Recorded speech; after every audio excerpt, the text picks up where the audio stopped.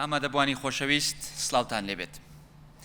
کەمتر لە 4 مانگ لەمەوبەر بەردی بناغەی پرۆژەی نیشتیمانی بە بازاڕکردنی گەنمی جوتیارماندانا.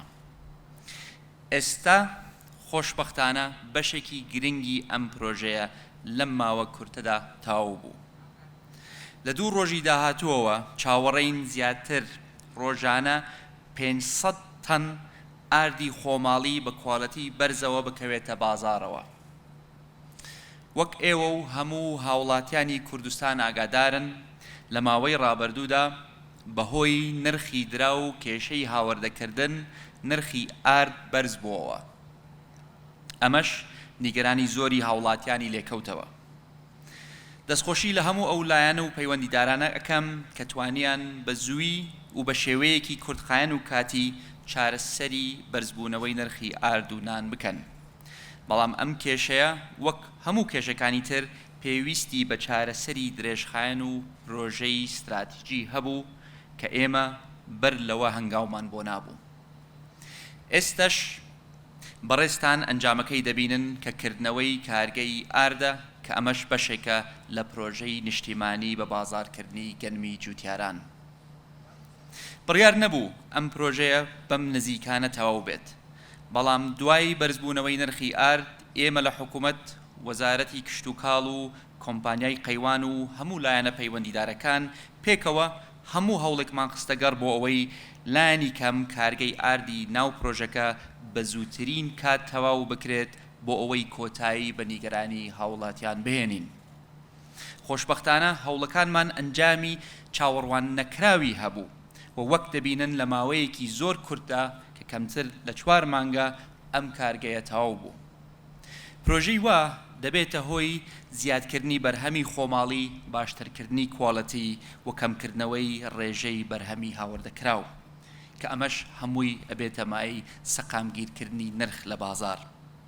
هەر بۆیە جێی خۆیەتی سوپاسی هەموو ستافی وەزارەتی کشت و کاڵ و وەزیرە بەڕێزەکەی بێگەردخان و هەروەها سوپاسی کۆمپانیای قەیوان و کاک شێخ فاخر و بەڕێوەبەرەکان و تا دەگاتە ئەندازیار و کرێکارەکانیان بکەم کە ماندوونە ناسانە کاریان کرد بۆ ئەوەی ئەم پرۆژە گرنگە لە کاتێکی ئاوهادا تەواو بێت. ئەم پرۆژەی ئەوە دەسەلمێنێت کە ئەگەر حکوومەت و کەرتی تایبەت پێکەوە هەمەهەنگ و هاوکار بن دەکرێت لە ماوەی زۆر کورتدا پێکەوە دەستکەوتی زۆر گەورە بەدەست بهێنین. تەنها بە تاوکردنی ئەم بەشەی پرۆژەکە کە کارگەی ئاردە توانراوە 400 هەلی کار دابین بکرێت. بە تاوبوونی کۆی پرۆژەکەش لە ماوەیەکی نزیکی داهاتوودا 5,000 هەلی کاری تری ڕاستەوخۆ و ناڕاستەوخۆ دەرەخسێت.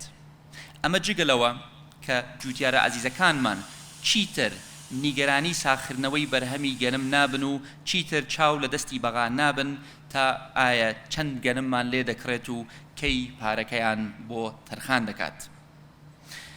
هەموو لایەکتان ئاگادارن کە لەم 2 ساڵەی ڕابردوودا من زۆر باسی هەلیکارم کردووە. ئاگاداری گلەی و ڕەخنەکانیشم کە هێشتا بەشێکی هاوڵاتیان پێیان وایە کە هەر لە کاتی بانگەشەی هەڵبژاردن ئێمە باسی هەلیکار دەکەین و بەکردار هیچی وا نەکراوە. بەڵام ئەوەی ڕاستی بێت یەکێک لە بنەما سەرەکیەکانی هەر پلان و پرۆژەیەکی ئابووری کابینەی نۆیەم ڕەخساندنی هەلیکارە. بۆ ئەمەش لە ماوەی 2 ساڵی ڕابردوودا کاری زۆر باش کراوە و بە بەڵگە و بەداتا دەیسەلمێنین کە لەگەڵ تەواوبوونی وادەی ئەم کابینایە زۆر زیاتر هەلیکارمان ڕەخساندووە لە چاو ئەو بەڵێنانەی کە داومانە. بەڵام ئەوەش دەزانین کە زۆر ماوە بیکەین و هێشتا زۆر لە گەنجەکانمان بێکارن. بۆیە دڵنیاتان دەکەم کۆڵ نادەین و بەردەوام دەبین و خۆشگوزەرانی بۆ هەموو کۆمەڵانی خەڵکی کوردستان فەرەهەم دەکەین.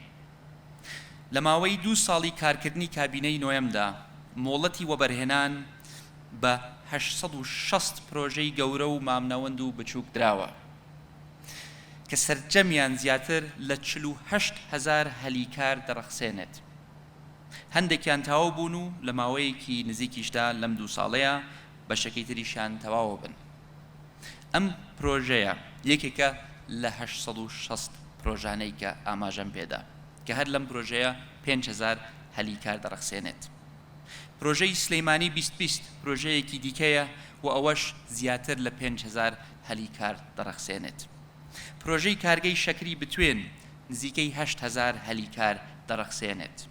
واتە تەنها لە 3 پرۆژە نزیکەی 18,000 هەلیکار دابین دەبێت. ئەمەیە دەرەنجامی هاوکاری نێوان حکوومەت و کەرتی تایبەت و ئەمەشە ئەو پلان و ڕوئیایی کە هەمان بووە بۆ سیاسەتی حکومڕانی و خۆشبەختانە و ئەنجامەکانی دەبینین. هەموو لایەکیش دڵنیا دەکەمەوە کە ئێستا ئێمە خەریکە دەکەوینە سەر ڕێگای ڕاستەکەی حکومڕانی.